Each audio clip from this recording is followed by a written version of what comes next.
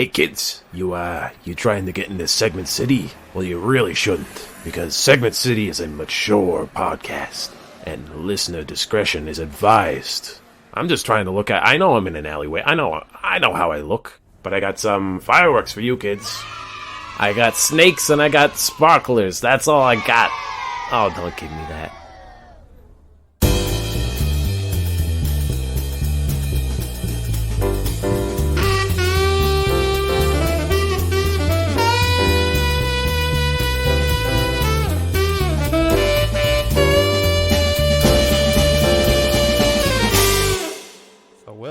I have to let you know. Uh-huh. You're talking to someone who's affiliated with the Dental Mafia now. I've been indoctrinated. Okay? All right. I've been indoctrinated. I've been indoctrinated by fear, mostly. So basically what happened was... You said one sentence, and I have like 10 million I know questions. You have 10 million questions. I'm gonna lay out the scenario for what happened to you. Basically what happened is...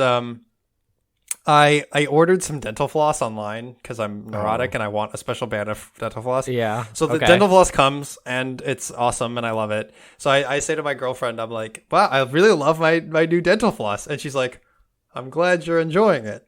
It'd be a shame if something would have happened to it. And I was like, what does that mean? What's happening? And I was just from there. I was like, the Dental Mafia. It's real. Oh, okay. And you better watch out for it.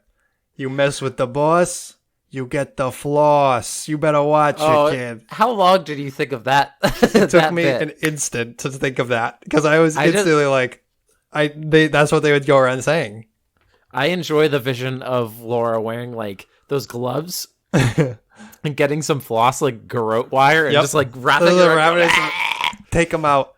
Take them to a watery grave filled with backwash. Leave the gun. Take the toothbrush. Take the brush. Take the cannoli. But then we have to floss, sir. Take both of them. Then. Take the travel-sized mouthwash with you. You'll need it. Have you ever had those little... It's a travel toothbrush. With the little case, right? Yeah. Yeah, it's in the case, and then you flip it around, and that makes the like handle for the I always thought I thought that was always very cool when I was a kid. Now I realize that the inside of the handle must get so nasty. Because like, just keeping it in there. Maybe. I don't know. Depends on how clean your dirty mouth is. Speaking of dirty. Take it away. Take it away. Take it there. Should I do the intro to the podcast? Welcome to the podcast. We're dirty boys here in Segment City. My name's Will Kane, just the filthiest. Oh, filthy boy. Ooh. Get me some soap. And I'm Theo Savakos. The crest mafioso aficionado, okay? You don't mess with the teeth. You don't mess with the gums. You don't mess with the You want the dirtiest teeth that you can have. And this is a podcast where we talk about teeth and dental procedures all day, every day. Got my wisdom tooth out. That's a hoax. That's fake news. I'd bet you that's a real podcast. There's probably yeah, absolutely. There's a podcast for everything. Yeah. There's a subsection of people out there that really like listening to dental related things. I think there's a podcast for literally everything because podcasts are... I knew podcasts were going downhill when my company at a meeting, they were like, so we're thinking of starting a podcast. And I'm like, what would this even be for? Who would this be for? Would it be for our clients? Like we're a business to business kind of thing. Like, as a card carrying member, I think you shouldn't start a podcast. Let me just stop you there. We service other businesses. It's what are these like? Ooh, let me get in on this podcast. Like, no. We should really think about switching to their businip. They have a podcast. They must know what they're doing. Good marketing. Podcasts are easy to make. I was originally going to transition to my girlfriend and I had a moment, kind of like how you and your girlfriend had a weird moment where we're just like laying in bed, we're watching a movie or something. I paused the movie and we're like looking lovingly into each other's eyes and just like, oh, I love you. We're very romantic, very lovey-dovey. You paused the movie to do that? You're gross. Get me out of this. Get me out of this segment. And we're just like, and we're snuggling, and she like, kind of snuggles up to me and she goes, hey, did you know Uh-oh. that they had to censor the dick and balls of the Crazy Frog in the Crazy Frog music video. And I went, what? And then I laughed for, I think, literally 5 minutes.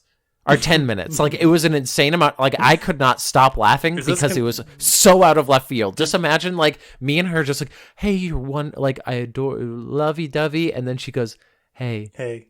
Did you want to hear some fucking fact? That's how she shows affection, you know? Just by pulling random facts. So did you go check? Well, did you go look? No, I didn't go check. I trusted her of this and I didn't want to see the Crazy Frog's dick and balls. Yeah, it's true. She's constantly doing. We played Jackbox with some friends, and her entire MO in that game was to absolutely roast me to a crisp. Oh no! Which I'm just like, oh, that's why, what I'm here for. Honey, why? But anyway, this is really a podcast in which Theo and I present segments each week. Some that are new, some are old. We don't know what the other person's going to do, but we know what I'm going to do first, which is Will's stupid thought. Let's get right into this very dumb thought. Please. What a good game / movie / book is, the definition of which is constantly changing. What constitutes a good piece of media is constantly changing. Is this constant improvement or just changing fashions? Discuss. Well, I think it's a little bit of both. I think with new fashions come different new ideas, and those get sort of indoctrinated into what is considered like, you know, like, okay, so for example, like in, what was it, 1970s or 1980s, Die Hard came out, and it was like, it established all of these like rules that future action movies past that point then fed from, and it made action movies as a genre better. But at that time, like, but action movies have evolved such that going back and watching Die Hard now makes it feel like, oh, this is like not doing a lot of the things I expect because that was a building block, and action movies are in a different place now. It's the classic, like, well, this invented the thing. Right, exactly. So I think changing styles sort of breeds this innovation that then gets, like, you know, fed off of. Because Die Hard is a good example, because before that, it was like Sylvester Stallone, it was Arnold Schwarzenegger, it was the big muscle action movies, and then you had Bruce Willis come in with his his poor hairline and his like kind of schlubby attitude, and then he's like killing dudes, and everyone's like, oh, this is a new kind of action star we can have. Because this thought came from my girlfriend and I watched Bed Knobs and Broomsticks because she really wanted to. Okay. Which is a 1971 movie, Disney movie. You're watching like Bingle Bobs and Bumperdinks. Yeah, basically. But you won't watch Middleditch and Schwartz. Listen to me. All right. I also watched all of season 2 of Umbrella Academy in a day, so it was very good. But it was just like there was a point that they did, I think, a 10-minute long dance sequence that had no bearing on anything. Like, literally, they were just going down this road, and then they did a song that was like, this is a fun song, this is a good song. And then, like, a bunch of World War II soldiers just started doing a jig, and, like, and they went through a bunch of different British soldier types. Like, there's a Scottish people, and then it did, like, a kind of racist, like, Indian troop just comes in, and you're like, oh, okay, this is not in movies anymore for good reason, because it's just... But like back in the day, that was like what you came for. There's also an entire like kind of Mary Poppins-esque like animation combined with like live action. Like the characters are interacting with animated characters. And there's a soccer game that goes on for, I think, literally 20 minutes. That literally no plot progression. This is a 2-hour movie where you could cut, I think, 40 minutes of it easily. It's like the Blues Brothers car chase sequence. Yeah. It's like literally so long. But that's what people went to the movies for. For a kids movie, you're like, I want some animation, I want some dancing, I want some songs. Like, you don't put songs into, you don't put dance sequences into things willy nilly as much anymore. There are still, like, if you watch like a Paddington or something, there might be a fun sequence, but it's not going to be like 20 minutes of just like people dancing.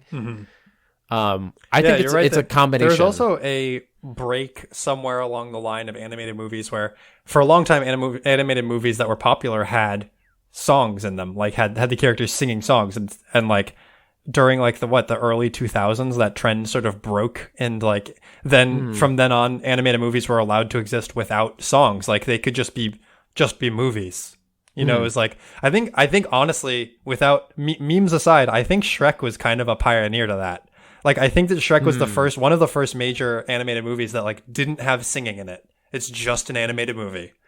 They had like Smash Mouth, but it wasn't the character singing. Exactly.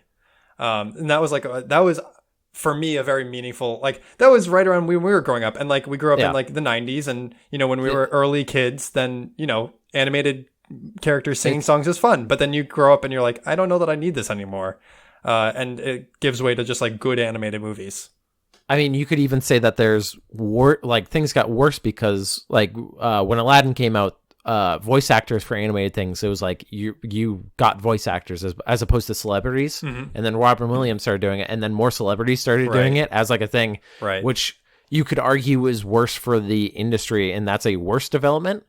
But it also gets more money, so it's better to, like, it's interesting that I think you're right that they complement each other. I think because in my head, Marvel has perfected their story structure, which is a like very good story structure, but people are starting to push back on that and be annoyed by that every movie's the same, which is a very fair criticism, but like they have like the perfect outline of a movie. I think people are starting to push back old because movies that didn't. They're starting to push back because Marvel did it so successfully for like 20 movies or something that I think people are just bored. Right, exactly. But they did it so successfully that people didn't get bored until like the 18th movie. Like they really did do the same thing 18 times, and on the 18th time you're like, I'm starting to get bored. It's amazing that they did that so many times and you only then got bored. Like they could have worn themselves out so much earlier, and like people could have gotten pissed like earlier than that. But they held the attention for a long, long time. The fact that you had to get all the way to Doctor Strange. Right. If you made it to Doctor Strange and you're like, I'm bored, then like, congrats, Marvel has won. Like, yeah. Yeah. I think that people do learn from past mistakes. And I think like if you made a Marvel movie in the 1970s, it would be probably bad by today's standards. I'm really interested to see. But also I think it's just like things that are maybe have that same structure, but it's just like fashioned differently. I'm really interested to see, like, you know, you and I grew up with Marvel movies and they sort of hit at like a seminal time. I think it was, in terms of us growing up, they couldn't have hit at a better time for us, for our enjoyment. We were the exact target age range. You know, like we started in, Iron Man came out, we were like in middle school, and Endgame came out when we were like just in college. Perfect timing. Like loved every minute of it. I'm very interested to see like 10, 15 years from now, people our age who will be then in the director position, what sort of influence Marvel movies has down the road on creative works 15, 20 years down the line, and how that plays into future films. Like that's a pretty cool idea that, you know, like somebody like us grew up watching Marvel movies and is going to go on to make movies, and it's going to have influence. I think just like last point before, because I think we're spending a lot of time on this, is Star Wars and The Last Jedi, where the fashion kind of aspect of it was pushing against the normal narrative, and people didn't like that because they didn't do it successfully. They thought because you're subverting expectations, because people were getting bored of the and I think people are bored currently of Star Wars, right? And the base plot of it. So he tried to do something weird with it and tried to push back in a more fashionable way, and that failed, which is interesting to me.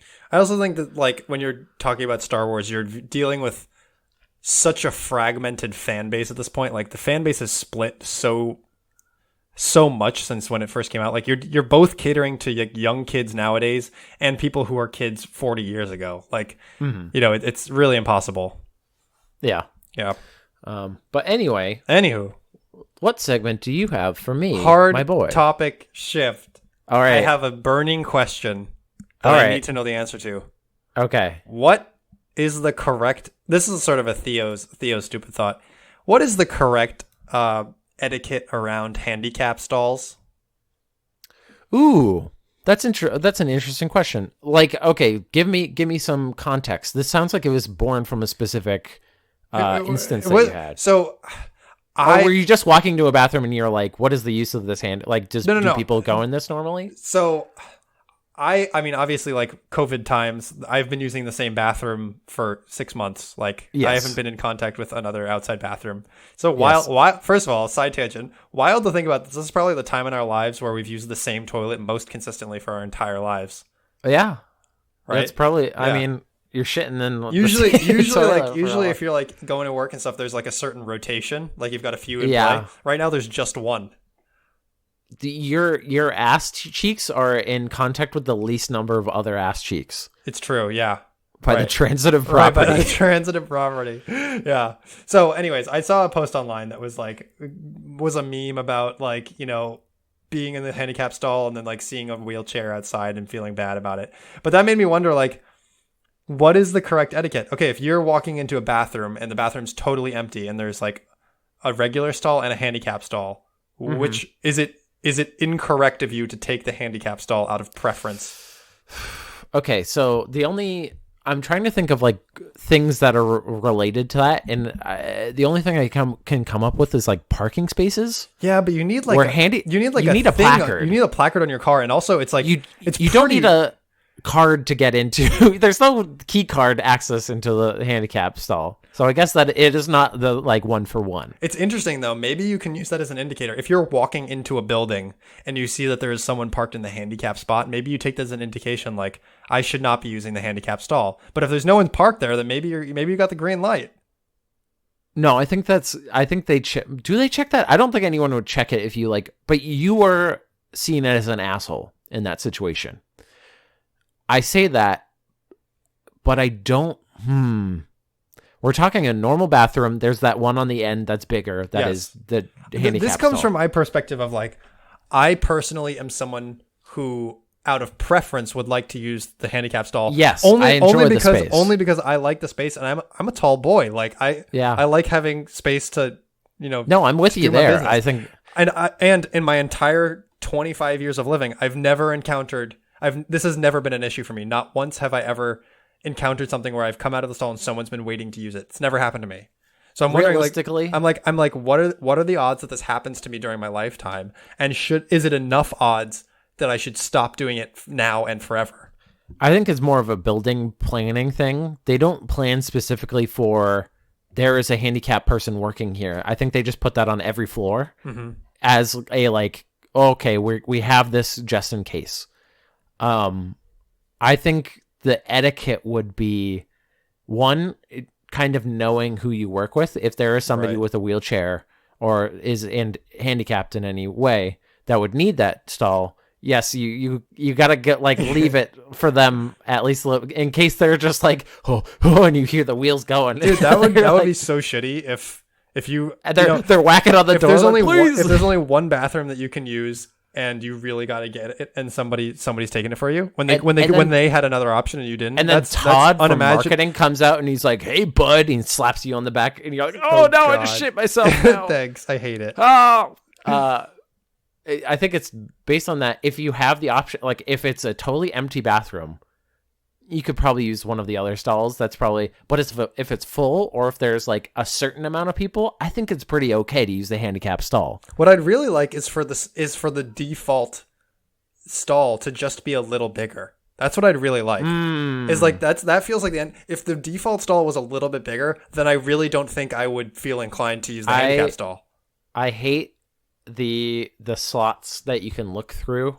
Doors. This is an American problem. This is Costanza. This is the Seinfeld bit. When you just have when there's just the single eye and you're just like the slots are pretty small, but even when you're in there, you can still like awkwardly. You can look. You can make eye contact. It's you really can get awkward. some good people watching in. Yeah. I just don't want to see the man next to me's shoes and be able to recognize the shoes. I was about to say that's the next thing. Is like I feel like I wear shoes that are pretty recognizable, and someone could sit down and know. And I feel like I've sit down to like, you know, take a dookie. Yeah. And like yeah. Someone who is my senior in the office, like will come down and I'll be like, yeah, I know who that is. And I don't like that. I don't think it's a worry if you're blasting ass. I've had coworkers that I like meet outside the bathroom and we're both going in, and I go in for onesies, and then I see them going for the stall, and I'm like, uh-oh. You take sharp 90-degree turn. I know. I know where this is going. Like, I know you're about to, and like, I try to make a quick escape before I hear the like telltale, like the pre-toots. Yep. The like, and the pre, like, that's the worst. Okay, I'm done with this subject. I think if it's full, if there's not somebody that's actively like would be need it, then you're perfectly fine using it. All right, I'll change my ways forever. Oh, have you been using it every single time, no matter what? You like climb over the wall. You're like, I need this. This is my zone. You like throw them over. There's enough space for two. No, I hate that because I just envisioned like, hey, you want to go halvesies on the seat with me? Like, oh, we're going on to my topic. All right, take us out of here. Take us out of this toilet town. Theo, this is going to be I've done this segment before, but it's going to be a little bit different. This is some weird crimes. Weird crimes. Weird crimes. Somebody committed a crime. How weird. I'm going to list a few article names. I'm going to give you 3 and then 1 bonus because the entire crime is in the title, and it's great. And you don't need to go into it. But I will read you 3 names of like titles of articles, and you get to decide which one we're going to read. Okay, they all have articles behind them. Yes. Okay, so the honorable mention that tells everything. Florida man with machete tattoo is accused of violent attack with actual machete. Okay, I gotcha. he has a machete tattoo that's right underneath his eye, so he's just like big goober. All right, these are the actual ones. California man accused of stealing electronics tried to resell them to store's owner. Please say. What's mine is yours, and what's yours is mine. No, but actually, what's yours is mine. You want some electronics? Wait a second. That's my electronics. Number 2, 5-year-old Utah boy drove family car on an interstate as he attempted to road trip to buy Lamborghini, authorities say. Amazing. Incredible. That one. That's the one. This is the Are winner. You sure? Road trip to buy Lamborghini. Number 3. Yes. Florida woman allegedly stuffed multiple mailboxes with, quote, disgusting porn-filled Easter eggs. Why? Why would you do this? You'd have to read the article. What is to be gained? What is the motivation? There's also religious stuff in it. Oh my god. So this is up to you. I feel like my gut says number 3, but my heart says number 4. I need number 4. Number 2. You're going to go with number 4. Number 4. The porn-filled Easter eggs? Yes, I need to know why. Well, I'll just give you the short of the boy trying to buy the Lamborghini. Okay. Basically, they thought he was a like intoxicated person, and then they found a 5-year-old boy, and he had. How do you? If you're 5 years old, how the hell do you reach the pedals and the steering wheel and see over the? Oh, I don't know. His basically his mother said that she wouldn't buy him a Lamborghini, so he stole the car and was driving to California, and he had $3 in his wallet, which is my favorite part. That is the greatest. Fine, I'll do it myself moment. Yeah, he just fucking booked it. But anyway, the quote underneath the title for Florida woman allegedly stuffed multiple mailboxes with disgusting porn-filled Easter eggs is. Quote, in my career, I don't think I've seen anything quite this bizarre, especially around Easter, a Florida County sheriff said. All right, so on April 6th, Jessica, Nagel Dingers. Yeah. Mm-hmm. Nagel Dinglers. Family received an unwelcome Easter surprise in the mailbox in their Florida home. Earlier that day, her brother-in-law discovered a toy Easter egg in the family's mailbox. But what they found inside the orange plastic shell shocked them. That would have been what a nice way to start that day. Look, there's an Easter egg in the mailbox. That's so cute. Our neighbors are so friendly. Oh, yeah. No. The last thing I did expect to see was open an Easter egg would be pornographic pictures. Nageldinger 31 said it was just random and weird. Inside the egg, the family found a Skittles candy drink, goldfish crackers, Wait, how big is this egg? a square of toilet paper, and a tiny scroll of religious writings alongside images of a naked woman and two men having sex. Beneath the graphic images was an artistic rendering of a Roman soldier spearing a crucified Jesus Christ. This is your intro bug out kit. This is all you need to get started. Just, take the hint, get the toilet paper, get the religious writings, and get in your truck. Okay, so they have a picture of the offending egg. And it's a single goldfish. It's a normal size, like what you think of as a plastic. I was gonna say Easter egg. How could they possibly fit that much in there? But if it's one goldfish, then it's a single goldfish, and everything seems to have been folded. And I've never even heard of Skittles drink. That sounds nasty. That sounds absolutely disgusting. Yeah, like melted down Skittles. Oh God. Ugh. It was horrifying group sex stuff. The pregnant mom explained. It was disgusting. Our concern is we have 5 children under the age of 10 that check the mail. How many children over the age of 10 do you have? None. I don't know. I mean, that's a good question because I think this lady's just like she's one of those families that just constantly like, our household rule is once you make it to 11, the internet is yours to control. You get all the Easter eggs you want. Nageldinger, who is currently living with her sister's family, said that they were also fearful of the anonymous mailer could be spreading COVID-19. Fair. That was our first concern, was that someone was spreading the virus, she explained. That's what we thought was on the piece of toilet paper. Oh, no. A day earlier, Nageldinger recalled seeing a gray Honda Cruise down the block. She saw a person get out and place something in her sister's mailbox, but at the time she didn't find it suspicious. When the car reappeared on the block this week, she immediately called the authorities. April, not April, by the way. April. Sestoni, 43, later identified as the alleged messenger of the pornographic Easter eggs, was arrested on a Florida parkway by Flagler County Sheriff's Department deputies shortly after, according to the change of documents. Yeah, I'm April, aka the artist formerly known as the pornographic distributor. Calling me the egg lady. Oh, I don't like that. I don't like that. The porno Easter bunny. Oh, dang it. She was charged with 11 counts of distributing obscene material. Sistoni admitted to delivering the pornographic eggs and religious pamphlets and went on a homophobic rant about quantum and magnetic fields, which I presume she does not know anything about. Oh, she's a retired quantum mechanics and physics professor. Yeah, definitely. She was also on this quantum thing talking about sexually transmitted diseases and the Bible. Before deputies arrested her, according to body camera. I love that she was just like, I did it. But I also, let's just say, welcome to my TED Talk. And they went, oh, no. And they just tackled her like that. Well, no, we don't have time for this.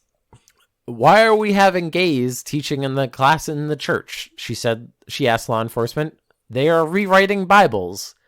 Sistoni, who has insisted she wasn't a religious fanatic. I'm not, though. 100% of people who say they aren't religious fanatics are 100% religious fanatics because nobody ever gets that time. I don't walk into an Arby's and go have the employees be like, see that guy? Probably a religious fanatic. It's like, I just ordered a ham and cheese, sir. Told deputies she was enraged by local churches.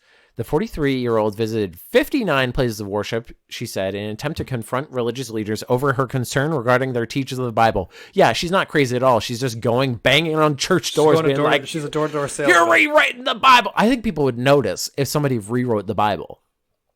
I've attended and spoken to all these churches. Let's talk about King James. Ooh, and not even one has replied back to me. Oh, no. When they all ignored her, she began printing her pornographic religious manifestos, hid them in Easter eggs, and began stuffing them in mailboxes of countless homes. She admitted to unloading between 200 to 400 religious pamphlets on April 8th alone. Wow. That's a lot of Easter eggs. That's a lot of Easter bunnies. As a parent, I would be livid if a child saw that in my mailbox when deputies scolded her. Do you understand that you're potentially victimizing people and children? Sistoni could face additional charges. Authorities suspect a number of Sistoni's Easter eggs haven't been reported. Stately describes Sistoni as sick, deranged, and religious zealot. That's about it. Yeah. So that's the tale of the pornographic Easter eggs. My God. Yeah. Why are you doing this, lady? Why you got to do this? I don't know. Why you got to distribute like a little porta bunny? Pornographic bunny stuff. People just want to enjoy their Easter. Anyway, now it is time for. Let me question why Theo. the bunny is bringing the eggs in peace. Let me wonder that. Do the bunnies poop out the eggs? Yes. Case the closed. Easter eggs. They're known for their pooping out of eggs because I know that's one thing that's weird about. Case closed. Yes. Case closed. Anyway, yes, they do. I have something for you. This was linked by one of my coworkers. It's called AIDungeon.io. Oh, I've heard of this. Yes, and we're gonna do it. We're gonna do it together. All right. So this is touted as like it's a AI driven like text adventure. Yeah. And they have a number of different settings, so you can you can pick fantasy, mystery, apocalyptic, zombies, cyberpunk, custom. 5 different ones. Those are custom. You can design it yourself.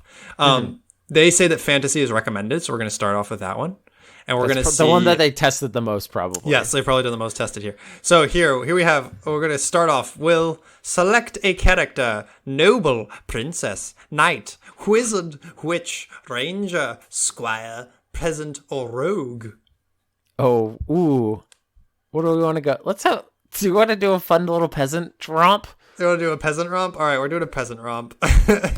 Well, I think that's like I think noble or princess would have been funny, but I think a peasant romp, I want to see where it goes. All right, what is your character's name? We're going to say Dingle. Dingle. Generating story. All right, here we go. Here we go. I'm gonna read it off to you. Yeah. Here's the intro. I'm closing my eyes. You are Dingle, a peasant living in a small village in the kingdom of Larian. You have a pitchfork and nothing else. You dream of getting out of your village and having an adventure. You go to your fields and begin working. You look up and see a large merchant caravan approaching your village. You see the caravan from a distance, and you immediately run to see what it is. You work your way slowly through the peasants that are trying to reach the caravan. What do? You can select verbs such as do, say, or you can add something to the story. Be like, this happens next. And it'll come back with something. So you can do something, you can say something, or you can add a detail to the story. This is like actually a pretty sophisticated AI. Like you can tell it to do some wacky things and it'll just handle it. Say, I hate caravans. I hate caravans, says Dingle. Dingle's is a whiny boy. You say, I hate caravans. As you finally reach the caravan, you see that it is certainly large. What do? Make the caravan small. How do you do it? Oh, how to... Ooh, that's a good question. Steal the wheels from the caravan. I steal the wheels from a cart. You steal the wheels from a cart. You succeed. You take a ride on the caravan. You arrive at Castle Oren, a large castle. Wait. Wait, I hate it. Dingle hates caravans, and he stole the egg wheels, and they're just dragging the whole cart. You arrive at Castle Oren, a large castle in the land of the elves. You are presented to the elven ruler, King Brand. You went from peasant to in front of the elf king in 2 actions. Did I hate them? What... So we're in front of the elf. You can continue to hate things. I hate elves. I hate elves. Why am I here? I hate elves. Why am I here? You say, I hate elves. Why am I here? You are taken to the palace and given a tour, during which you notice that the elves' pointy ears are jammed again. Dingle is the most combative peasant that is everyone's opposite daying him. Dingle is falling upward like no one's business. Dingle's the most upwardly mobile peasant in the history, and he doesn't want to be. It was just the best part. So he got a tour. What I want to do is declare myself king. Yeah, we gotta kill these elves. Myself king. You declare yourself king. You return to the caravan and announce to everyone that you are now the king. They all flee in panic. You rule for 2 days before a large group of men invade your kingdom. What do you do? Say, I hate invading men. I hate invading.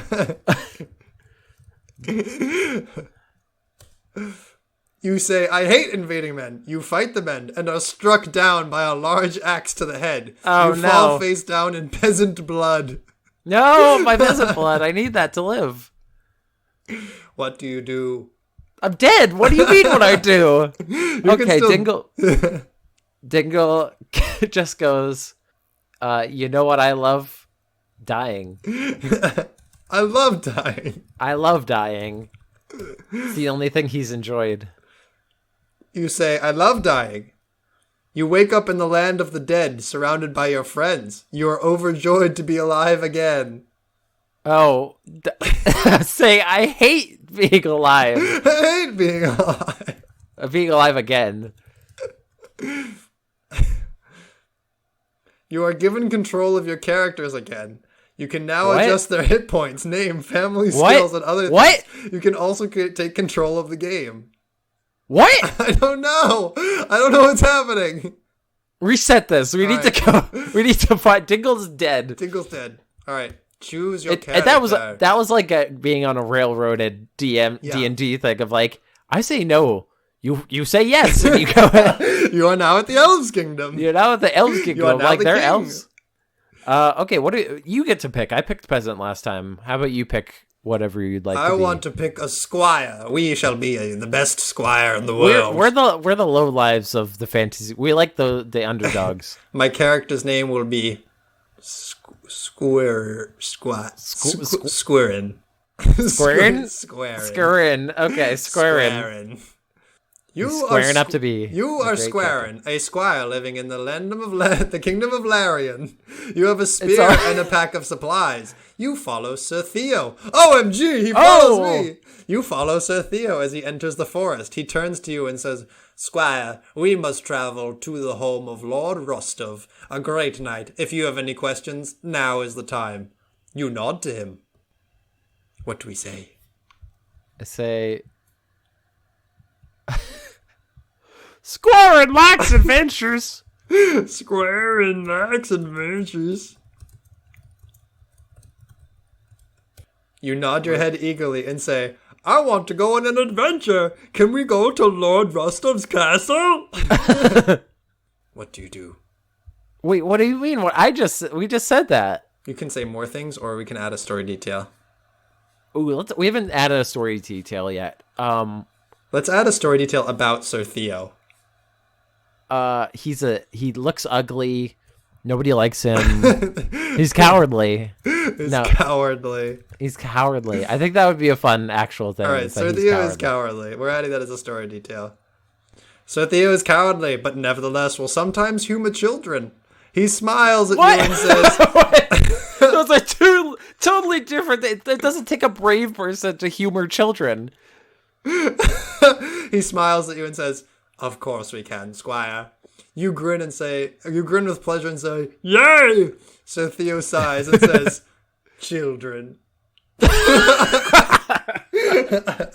I like Squire is just a big like dummy, and he's like, Yay! And then he's like, oh, this poor child. Children. His mother came to me and said, you shall squire, she will squire for you, and I didn't have the backbone to say no. Let's continue on towards what's his name? Sir Rostov's house.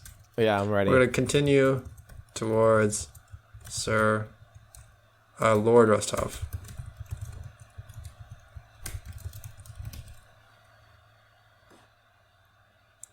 You continue towards Lord Rostov's house. As you enter the village, you notice the villagers are looking at you strangely. Some even point. You ride onward past them, and they continue to point. Finally, you reach the gates of the village.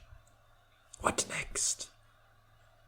I point at all the villagers. I point back at all the back villagers. at the villagers and yell, "Pointy!" It's time to yell, "Pointy!" Sir Theo is just like, oh, my poor simpleton. You raise your hand slightly and shout, "Pointer! Pointer!" in an attempt to annoy the villagers. It works. Some of the peasants start shouting, "Pointers! Pointers!" in your direction.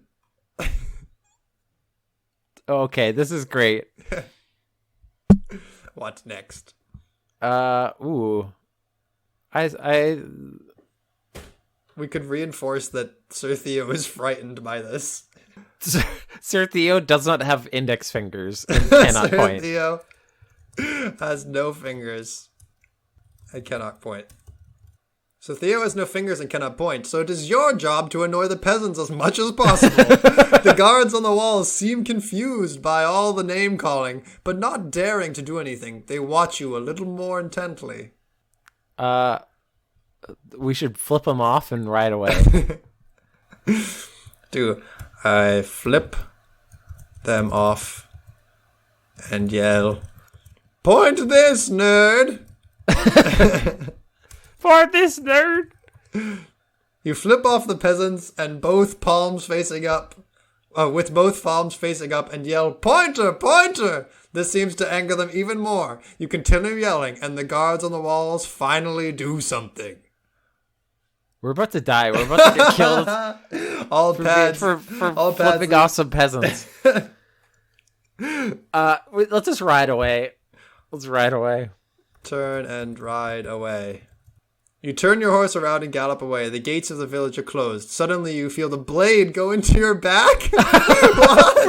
They just really railroad you into dying, don't they? I love that. Pointer! I wake up from my dream. Do you just write that? The game says you wake up from your dream. You wake up from your dream. Thanks. Thanks. The knife is still in my back. The story detail. The knife is still in my back. I am laying in the woods, not far from my horse. I have no idea how I got here. I continue to look around me. I have some minor cuts and bruises, but nothing too serious. It's shifted to first person now. Now we really are from the perspective of Squaren. Squared? This has turned like into a psychological horror thing. the It's like, thriller. he wakes up, he's like, There's a knife in the my woods, back. he's like, Theo? Theo? Whistle if you can hear me, because you We can't. say, "Sir Theo? Where are you?" There is no one around, and you have been silent for quite some time. The wind whispers something strange in your ear. You turn your head slightly, and that's when you notice it. What are we gonna make it? I see. Ooh, what would be funny? A giant finger. A giant walking finger. A walking finger is approaching. A walking finger is approaching you from the left. It is followed by a hand, then a forearm. The whole human body is approaching you. You scream loudly as the body approaches your eyes. Not my eyes! Not my eyes! Ooh. Pull the knife from her back. Oh yeah, that might be good. You pull the knife out of your back and look at it. It is a dagger with an ornately carved handle. A single letter is carved into the handle. T. This is the handle of my knife. All right, this has gone downhill. I'm no longer interested in this adventure. Yeah. Well, let's. The hand and body belongs to Dingle, the angry peasant. That's how we'll end it. The hand and body The hateful peasant. to Dingle. The hateful peasant. The hand and body belong to Dingle, the hateful peasant who stabbed me. His eyes look like they are burning a hole into your chest. You? You're in the dreams too? He asks. He looks down on you with disgust. I hate dreams. I hate dreams. That's all. I hate stabbing people. I hate stabbing people. That's where we're gonna end it. I did. Dingle. I did a whole adventure in one of the post-apocalyptic ones where I was just asking people if they had Mountain Dew and searching buildings for Mountain Dew, and that was my whole adventure.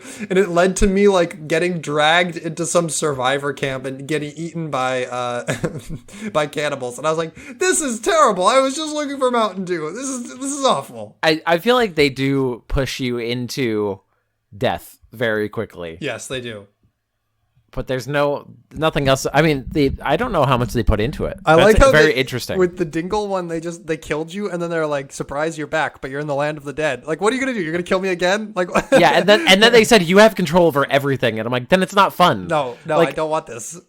I love how they railroaded us. We're just trying to take the wheels of the wagon, and then it's just like you get put on the wagon, and then you go to the Elf King. Oh my god, I hate caravans. I just hated everything. I'm Dingle. I hate caravans. I hated everything, but you know what? You won't hate This next segment, my next segment, which is Wikipedia Historian. Wikipedia Historian is when I take a Wikipedia article, usually edit it down a little bit, and present it as a historian would. So I'm not even going to tell you what the like header of it is, the title. You will learn over time. Oh my god, I'm so excited. So let's just jump right into it. There are oft-repeated historical claims that Joshua Norton arrived in San Francisco on a specific vessel, the Francesca, on November 23rd, 1849.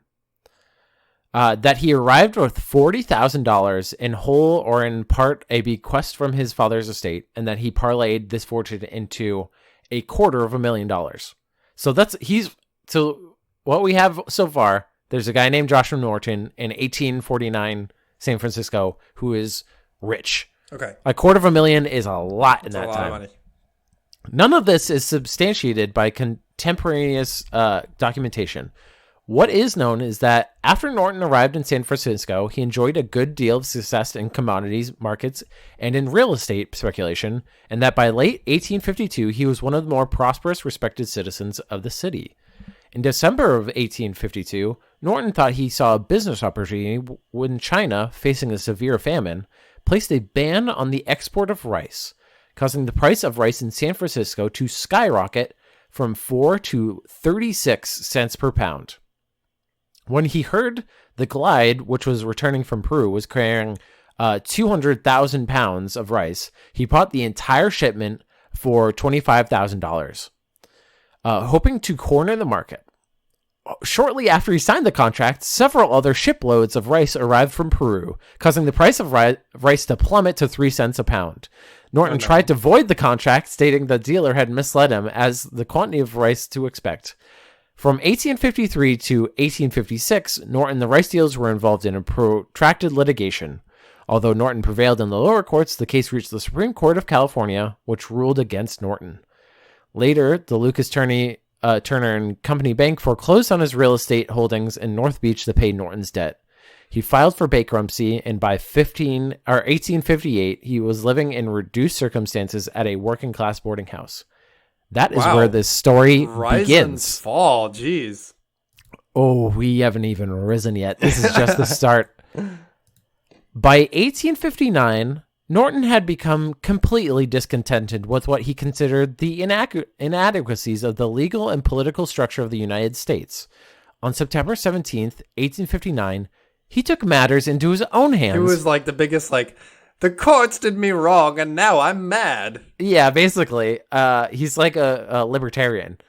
He took his matters into his own hands and distributed letters to the various newspapers in the city, proclaiming himself Emperor of these United States. At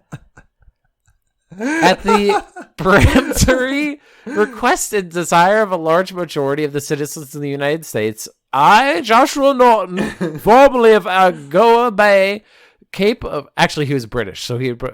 Cape of Good Hope, and now for the last 9 years and 10 months past of San Francisco, California, declare and proclaim myself Emperor of these United States, and in virtue of the authority thereby in me vested, do hereby order and direct the representatives of the different states of the Union to assemble in musical hall of the city on the first day of February next, then and there to make such alterations in the existing laws of the Union as may ameliorate the evils under which the country is laboring, and therefore cause confidence to exist, both at home and abroad, in our stability and integrity. So basically, he said, every state send a representative to Music Hall in San Francisco, and we're going to fix this bitch.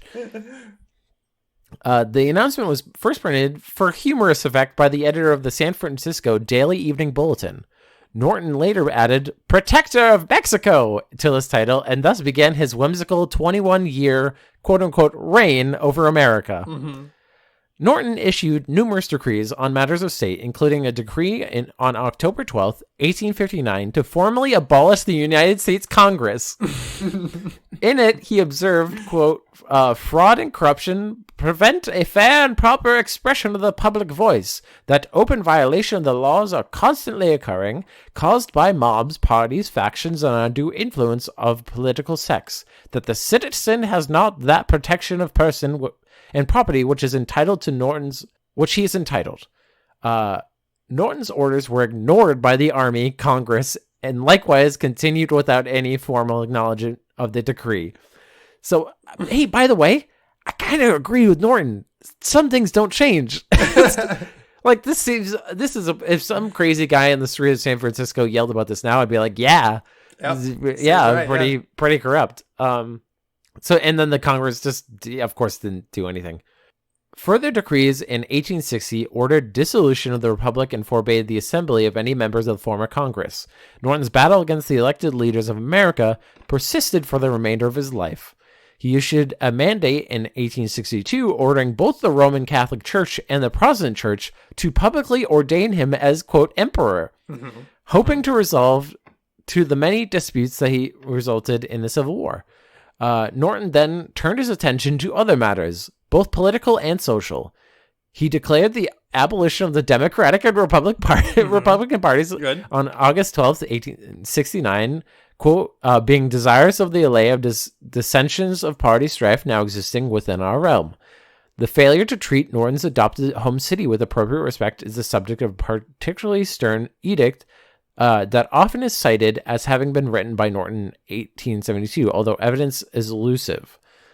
This is one of his decrees. Whoever, after due and proper warning, shall be heard to utter the abominable word Frisco, which has no linguistic or other warrant, shall be deemed guilty of a high misdemeanor and shall pay into imperial treasury as penalty of the sum of $25. You have to say $25 if you use the phrase Frisco instead of San Francisco. How do you feel like this is a Theo rule. SoCal, jail for life. Yeah, exactly.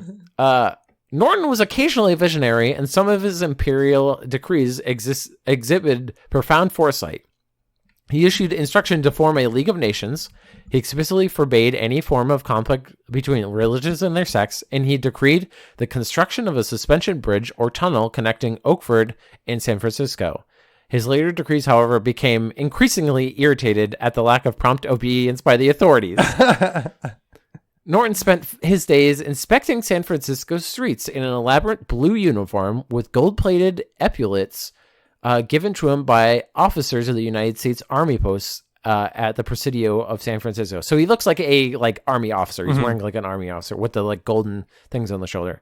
He also wore a beaver hat decorated with peacock feathers and a rosette. So he's just a trendsetter. Yeah, he frequently enhances imperial posture with a cane or umbrella. During his inspections, he would examine the condition of sidewalks and cable cars, just like, the state of repair of public property and the appearance of police officers. So he would just go up to cops and be like, didn't really get the uniform right, huh? Shoes aren't shine today, huh, Brown? Yeah. He's just going across the streets, just looking at train cars. He's like, somebody should fix this. It's why he doesn't have any power. He would also give lengthy philosophical expositions on a variety of topics to anyone within earshot. Special Officer Armand Barbier was part of a local auxiliary force whose members were called policemen, but in fact were private security guards paid by neighborhood residents and business owners. So basically modern day cops. Bum. Hey. And he arrested Norton in 1867 to commit him to involuntary treatment for a mental disorder. The arrest outraged the citizens and sparked scathing editorials in the newspapers, including the Daily Alta, which wrote that he had shed no blood, robbed no one, and despoiled no country, which is more that can be said of his fellows in that line. Ooh. Got him. Police Chief Patrick Crowley ordered Norton released and issued a formal apology on behalf of the police force. And Norton granted an imperial pardon to Barbier. Police officers of San Francisco thereafter saluted him as he passed on the street. Norton did receive some tokens of recognition for his position. The 1870 U.S. Census lists Joshua Norton as 50 years old and residing on 624 Commercial Street, and his occupation is listed as, quote, Emperor. It also notes that he was insane. What a great census taker. That I was like, oh, you're the Emperor? Yeah, okay, side note, this guy's fucking nuts, Yeah, but this is so cool. So at this point, everybody's in on the bit. Yeah. Everybody loves Norton. He's great. Yeah. I would love Norton. Yes. If Norton was around now, oh man, he would be everywhere. Yeah. I think we would actually kind of ruin Norton though. I think we we'd would take it too ruin far. Yeah. He would get too famous and get too into his own head, which Yeah. is he's kind of getting there now. Because you can see with this next thing, Norton issued his own money. Okay. In the form of script or promissory notes, which were accepted from him by some restaurants in San Francisco. That's like kind of nice of them to do. These notes crazy, came in, but fine, we'll do it. These came in denominations between 50 cents and $10, and the few surviving notes are collector's items that routinely sell for more than $10,000 at auction. Damn. The city of San Francisco also honored Norton. When his uniform began to look shabby, the San Francisco Board of Supervisors bought him a suitably imperial replacement. Norton sent a gracious thank you note and issued a patent of nobility and perpetuity for each supervisor. On the evening of January 8th, 1880, Norton collapsed on the corner of California Street and DuPont Street, now Grant Avenue, in front of the old St. Mary's Cathedral while on his way to lecture at the California Academy of Sciences. So he's going to a fucking lecture. Love it. His collapse was immediately noticed, and the officer on the beat hastened for a carriage to convey him to the city receiving hospital, according to the next day's obituary in the San Francisco Morning Call. Norton died before a carriage could arrive. The call reported, on the reek pavement in the darkness of a moonless night under the dripping rain, Norton I, by the grace of God, Emperor of the United States and Protector of Mexico, departed this life. 2 days later, the San Francisco Chronicle led its article on Norton's funeral with the headline, Le Roi est mort. I think the king is dead. The king is dead, yeah. It quickly became evident that Norton had died in complete poverty, contrary to rumors of wealth. $5 or $6 in small change were found on his person, and his search of his room at the boarding house on Commercial Street turned up a single gold sovereign worth about $2.50. His possessions included his collection of walking sticks, his rather battered saber, a variety of headgear including a stovepipe, a derby, a red-laced army cap, and another cap suited to a martial band master, an 1828 French frock, and a handful of imperial bonds that he sold to tourists at a fictitious 7% interest. There were fake telegrams purported to be from Emperor Alexander II of Russia congratulating Norton on his forthcoming marriage to Queen Victoria, and the president of France predicting that such a union would be disastrous to world peace. Also found were his letters to Queen Victoria and 98 shares of stock in a defunct gold mine. So this, like, he was actively crazy at this point. He was. But I liked his fan fiction of, like, writing letters to himself from, like, different powerful people being like, he's going to marry Queen Victoria! Somebody stop him! Initial funeral arrangements were for a pauper's coffin of simple redwood. However, members of a San Francisco Businessmen's Association called the Pacific Club established a funeral fund that provided for a handsome rosewood casket and arranged a dignified farewell. Norton's funeral on Sunday, January 10th, was solemn, mournful, and large. Paying their respects were members of, quote, all classes from capitalist to the pauper, the clergyman to the pickpocket, well-dressed ladies, and those whose garb-bearing hinted of the social outcast. It was reported that as many as 10,000 people lined the streets. Oh my God. And that the funeral cortege was 2 miles long. Norton was buried in the Masonic cemetery at the expense of the cities in Francisco.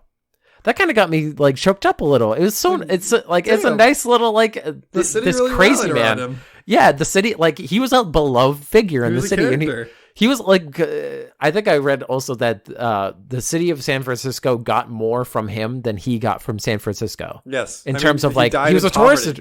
He was a tourist attraction. Yeah. Like he was great. And I just love the idea of this guy just being like, I'm Emperor of the United States, and everyone goes, okay, all right, let's role play this. Let's have a good, sure. Let's yes and this kind of stuff. Yeah, the whole society was like yes and.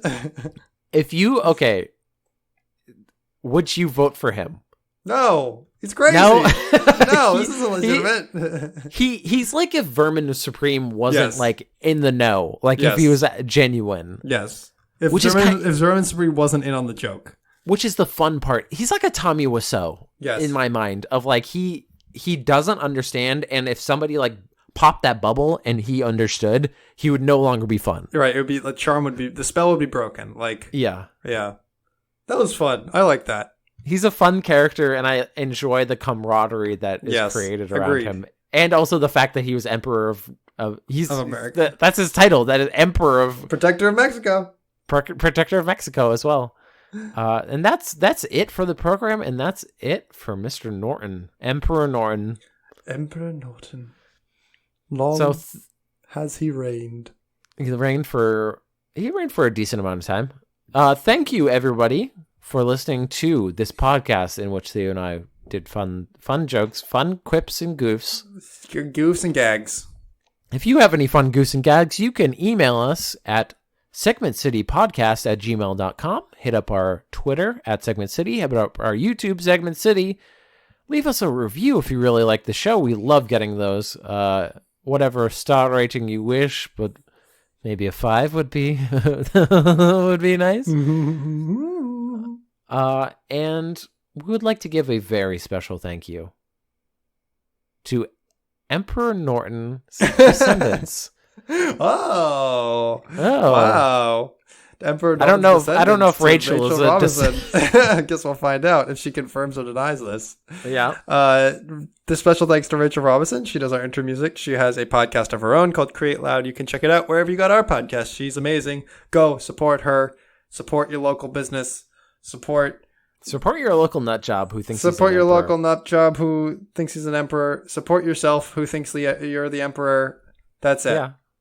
Have that faith. Have faith, Arthur. That's right. Just a little more time. Just a little bit more time. We gotta get some money. And we'll be on a boat to Tahiti, Arthur. Have some faith. Meanwhile, Arthur has like thousands of dollars in his pockets. Dutch, we need just a little bit of money. And you're like wearing a fancy pea coat. Yeah, exactly. It's like, where are we gonna get this money, Dutch? Well, Arthur, if you only shared some of your wealth, I already gave so much to this camp. I'm the only one who get like somebody who else is like is working around here. No one. There's like one person who comes back and they got like a minnow. Like, they're just like, is this gonna feed us? And then I'm coming and it's like putting hundreds of dollars in, putting like this turned into watches and jewelry and this turned into Red Dead 2 discussion. Anyway, thank you everybody, and remember, have a good night now. Have a little faith.